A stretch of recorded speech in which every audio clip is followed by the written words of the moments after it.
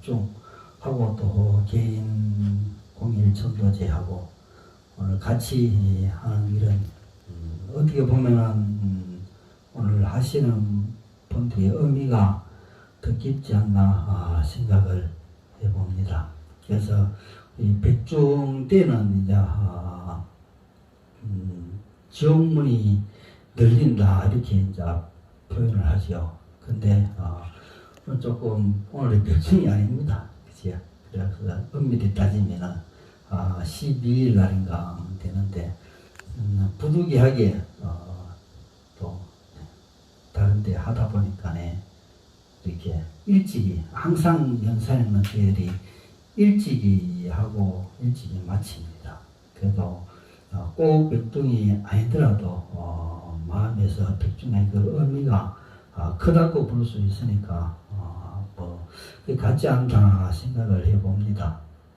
그래서 우리 전도제는 죽은 네가 좋은 인연처로 갈 수 있도록 법문을 통해서 망자의 마음을 깨우치게 하는 것입니다. 그리고 살아생전에 탐욕과 성냉과 어리석음의 그 삼독으로 평생을 우리 보냈던 망자는 죽어서도 특별한 계기가 없으면은 그 마음이 바뀌지 않는다 했습니다. 그리고 죽은 지 오래되지 않은 영가는 자신이 죽었는 사실조차도 인지 못하고 살아있을 때 가졌던 그 습관과 성격과 좋지 못한 행동들을 버리지를 못한다 했습니다.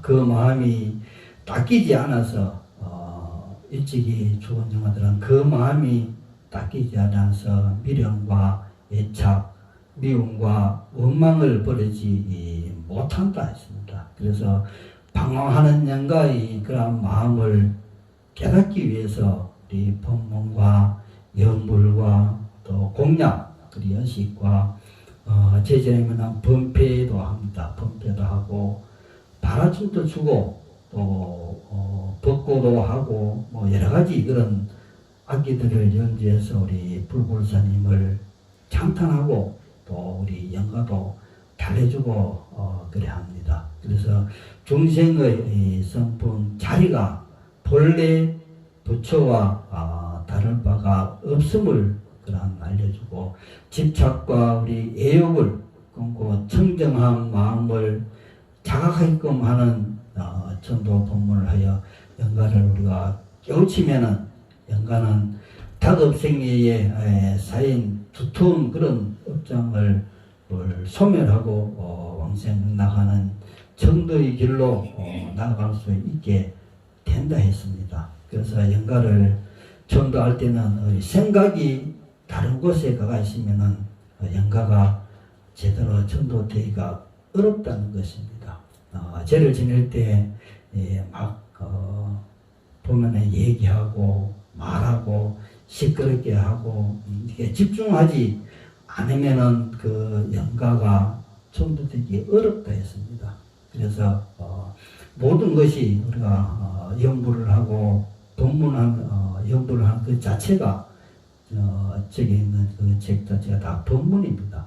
영가기에 들어주는 법문인데 열심히 들어도 우리가 될까 말까 하는 방국에 살아있는 사람들이 막 떠들어서 얘기하고 막 하면은 영가가 듣지 못한답니다. 그래서 자기는 열심히 우리 영가는 들으려고 하는데 우리가 들려주지 못하게끔 방해한다는 것입니다. 그래서 결국은 이제 제를 지낸다든지 어떤 법문을 청하든지 할 때는 잘 들어야 됩니다. 왜 그러냐면 우리가 기도를 하다 보면 알겠지만도 우리가 영혼이라는 것이 많이 자리 잡고 있습니다. 기도를 하시는 분들은 잘 아실 겁니다. 이게 무슨 뜻인지. 그러면 누가 알아듣느냐? 내가 알아듣으니까 영가가 영혼이 알아듣겠습니까? 결국 모든 법문은 내가 알아듣는 것이 아니고 영혼이 알아듣는 것입니다. 그래서 법문을 통해 영가를 깨우치면은 영가는 그 오랫동안 좀 닭업생에 쌓인 두터운 그런 업장들을 소멸한다 했습니다. 그리고 왕생명락하는 전도의 길로 나아갈 수 있게 되는 것입니다. 그래서 연가를 전도한테는 다른 생각을 한 곳에 있어야 된다. 그래서 연가가 제대로 전도된다는 것입니다. 그래서 육신과 감각기관이 없는 우리 연가는 귀로 듣고 눈으로 보고 하는 것이 아니라는 것입니다. 마음으로 마음을 읽고 생각과 생각을 통하기 때문에 전도대를 어떠한 의식을 할 때는 마음을 연가의 전도의 일념으로 모아야 된다는 것입니다. 그래서 연가 있게 전해지는 것이 우리가 매우 굉장히 중요하다 하는 것입니다. 그렇기 때문에 사업이나 시험이나 우리 병을 앓고 있는 사람들에게 그 삶의 고통을 우리가 죄를 지는 것은 해결하기 위해서 죄를 지내는 겁니다. 또 전도죄를 지내는 것입니다. 그리고 40일 동안 열심히 기도해서 사실 좋은데 어떤 고통을 해결하기 위해서 하는 것입니다. 그래서 전도제를 이런 것을 올리는 사람들이 나날이 요즘 많이 늘어난다고 볼 수 있습니다. 그래서 죄를 올리는 공덕으로서 이 일이 잘 풀기를 바라는 마음으로서 죄를 올린다 할 수 있습니다. 그래서 지장경에 보면은 이익 종망품의 품이 있습니다. 그래서 지장보살님께서 중생이 죽은 뒤에 가까운 것들이 우리 가족들이 그를 위해서 복을 닦아주면은 그 공덕이 7분의 1은 왕자에게 가고 7분의 6은 복을 닦는 산 사람에게 간다고 지장경에 적혀 있습니다. 그래서 우리가 살아있을 때 조상을 위해서 잘하는 것도 우리가 효도이지만도 내가 아무리 잘 위하고 잘 지냈다 하더라도 그러한 걸로서는 모든 것을 우리가 만족할 수 없는 것입니다. 그래서 죽어서 어디로 가느냐가 중요하기 때문입니다. 지옥으로 가느냐 천상으로 갈 것이냐 극락 중에 어디로 갈 것이냐가 중요합니다. 그래서 보통 사람들은 우리가 죽은 뒤에 우리 사람이 죽은 뒤에 네가 뭐 알겠느냐 또 보이지도 않는데 살아있을 때 잘나지 하는 분들이 많습니다. 그 말도 맞습니다. 그렇지만도 우리 불교에서는 돌아가서 어디로 갔냐가 중요하다는 것입니다. 그래서 우리 불교는 평생에 살면서 잘 살아야 한다는 생각과 원기를 맺어서 안 된다는 그런 느낌을 우리가 알고 있을 것입니다. 그래서 살아서 내가 어떻게 하냐에 따라서 극락에 가서 대우를 받으면서 그리고 우리가 살면서 복덕과 또 지혜로서 선한 일을 많이 한 사람은 죽을 때 편안하게 평온한 마음으로 죽음을 맞이한다 합니다. 그 반대로 아무것도 하지 않고 자기만 알고 또 복도 짓지 못하고 많은 사람들로부터 원망과 원성과 원한의 소리를 듣고 또 나쁜 짓을 많이 지은 사람은 저승사자가 와서 올 때 수갑을 갖고 몽둥이를 갖고 와서 수갑을 지우고 몽둥이로 두드려 패면서 데리고 간다 합니다.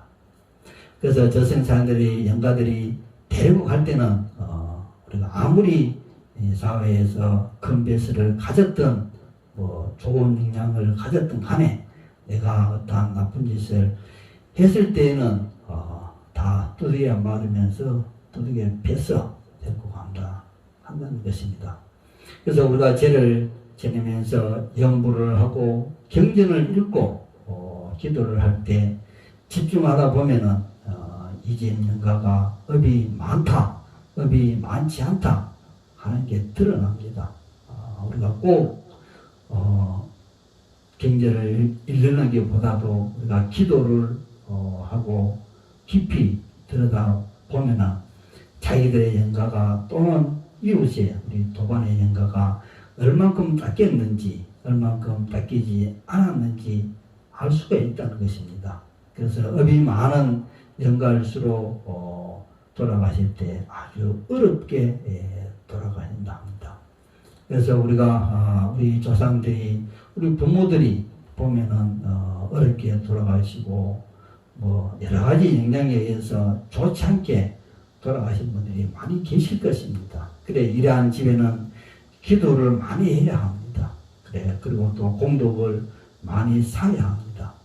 그렇게 선업을 짓다 보면은 나도 모르게 어느 날 가정이 변하고 좋아지가 있습니다. 그렇지 않고 자신의 고집대로 내 고집대로 살아간다면은 우리 집안의 조상들은 공덕을 짓지 못하게 된다는 것입니다. 그래서 천도가 되지 않아서 집안에는 자꾸 뭐가 안 된다는 것입니다. 이런 일 저런 일 자꾸 터지고 좋지 못하고 편하지 않습니다. 그래서 우리가 가만히 보면은 내가 가진 능력이 있다 해도 그 능력에서 벗어나서 다른 일들이 자꾸 어렵게 우리가 고통스럽게 만든다는 것입니다.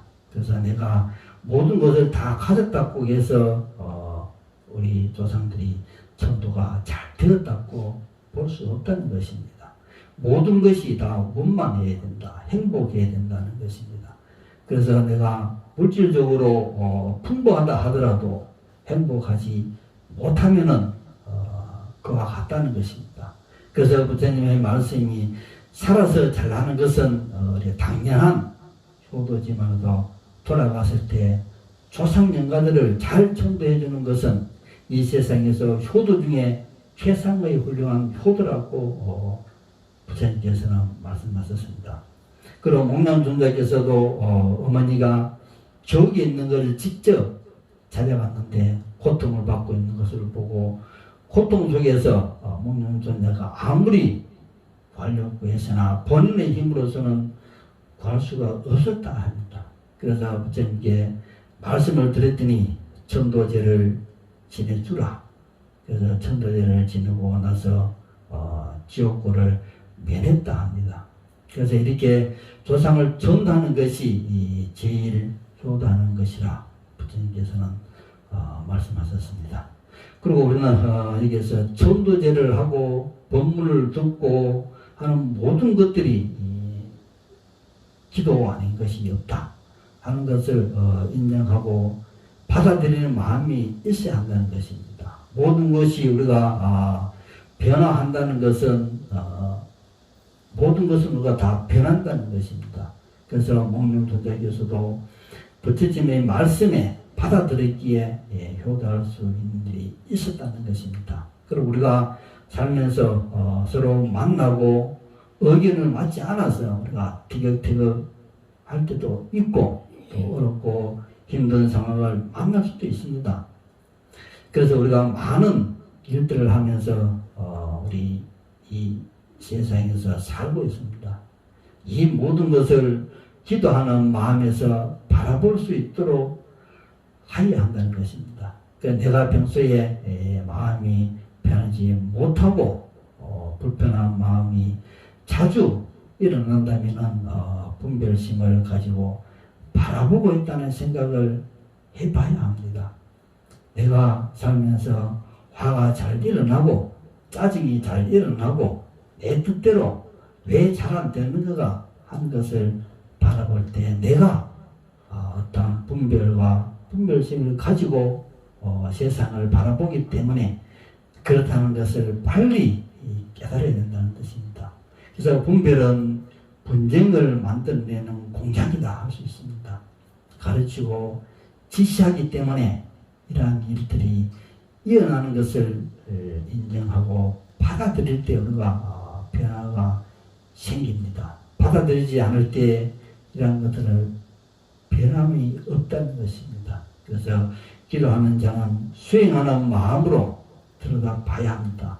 우리가 늘 자주 주말에 와서 기도를 많이 합니다. 그렇게 수행자의 마음으로 들여다봐야 합니다.